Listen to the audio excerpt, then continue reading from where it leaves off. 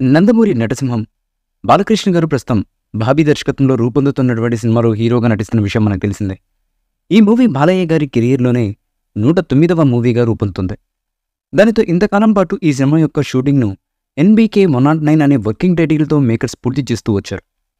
ఇకపోతే నవంబర్ 15వ తేదీన ఈ మూవీ బృందం ఈ సినిమా యొక్క టీజర్ను విడుదల చేస్తూ అలాగే ఈ మూవీకి సంబంధించి టైటిల్ని కూడా ఖరారు చేశారు.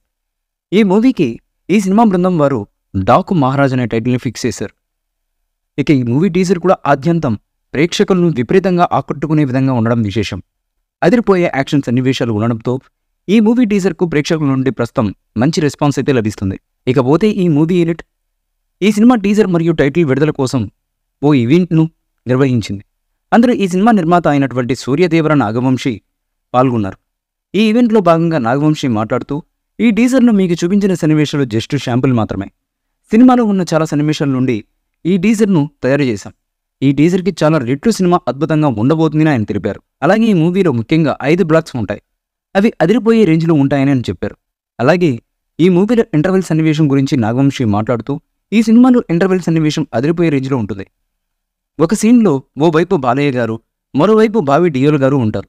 ఆ సీన్ అదిరిపోయే రేంజ్లో వచ్చింది అని నాగవంశీ గారు చెప్పుకొచ్చారు.